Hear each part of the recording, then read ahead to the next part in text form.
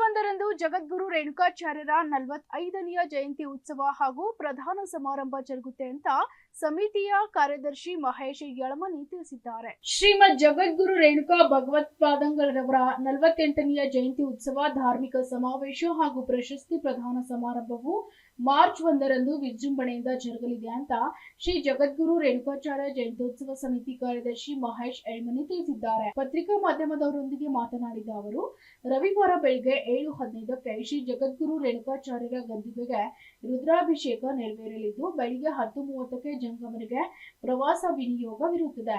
ಮಧ್ಯಾಹ್ನ 3:00ಕ್ಕೆ ಅಕ್ಕನ ಬಳಗ ಮಾತೆಯರಿಂದ ಶ್ರೀಗಳ ತೊಟ್ಟಿಲು ಕಾರ್ಯಕ್ರಮ ಜರುಗಲಿದೆ.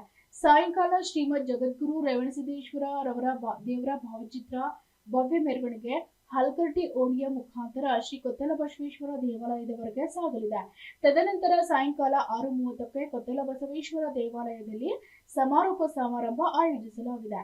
ಕಾರ್ಯಕ್ರಮದಲ್ಲಿ ಶಿವಶಂಕರ ಮಠದ ಶಿವಶಂಕರ ಶಿವಾಚಾರ್ಯರು, ಡಾಕ್ಟರ್ ತ್ರಿಮೂರ್ತಿ ಶಿವಾಚಾರ್ಯರು, ತೊಟ್ನಳ್ಳಿ ಹಾಲಪ್ಪಯ್ಯ ವಿರಕ್ತ ಮಠದ ಪಂಚಾಕ್ಷರಿ ಸ್ವಾಮೀಜಿ, ಕೊತ್ತಲ ಬಸವೇಶ್ವರ ದೇವಾಲಯದ ಸದಾಶಿವ ಸ್ವಾಮೀಜಿ ನೇತೃತ್ವ ವಹಿಸಿಕೊಳ್ಳುತ್ತಾರೆ.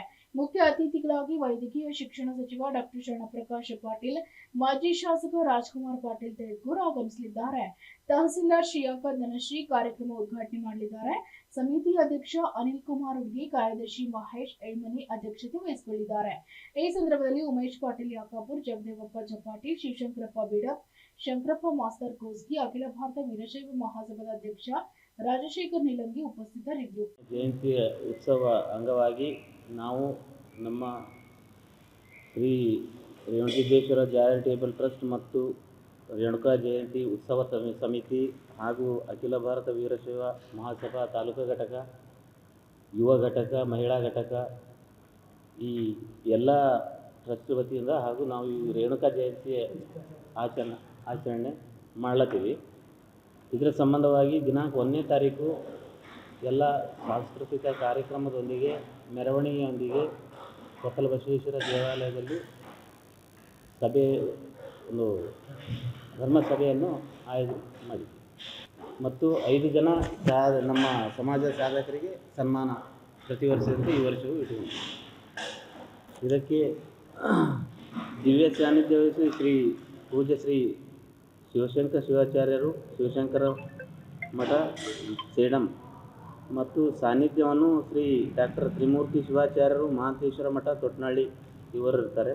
ನೇತೃತ್ವ ಪಂಚಾಕ್ಷರಿ ಸ್ವಾಮಿಗಳು, ಸದಾಶಿವ ಮಹಾಸ್ವಾಮಿಗಳು, ಕೇದಾರಲಿಂಗ ದೇವರು, ವಿರಕ್ತ ಮಠ ಬೆನಕನಹಳ್ಳಿ ಇವರು ಹಾಗೂ ಮುಖ್ಯ ಅತಿಥಿಗಳಾಗಿ ಡಾಕ್ಟರ್ ಶರಣಪ್ರಕಾಶ್ ಪಾಟೀಲ್, ಮಾನ್ಯ ವೈದ್ಯಕೀಯ ಮತ್ತು ಕೌಶಲ್ಯಾಭಿವೃದ್ಧಿ ಸಚಿವರು ಬೆಂಗಳೂರು ಇವರು ಇರ್ತಾರೆ.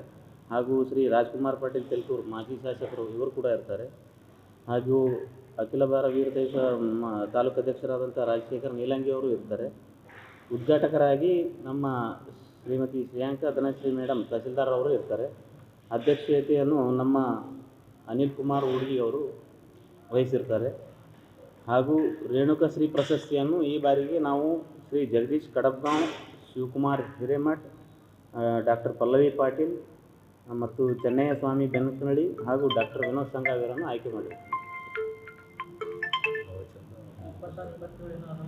ಅದು 3 ದಿನ ನಾವು ಪ್ರವಚನ ಕಾರ್ಯಕ್ರಮ ಇಟ್ಕೊಂಡಿವಿ ಹಾಗೂ 2 ದಿನ ಇಷ್ಟಲಿಂಗ ಪೂಜೆಯಲ್ಲಿ ಇಲ್ಲೇ ಗುಡಿಯಾಗೆ ಇಟ್ಕೊಂಡಿವಿ.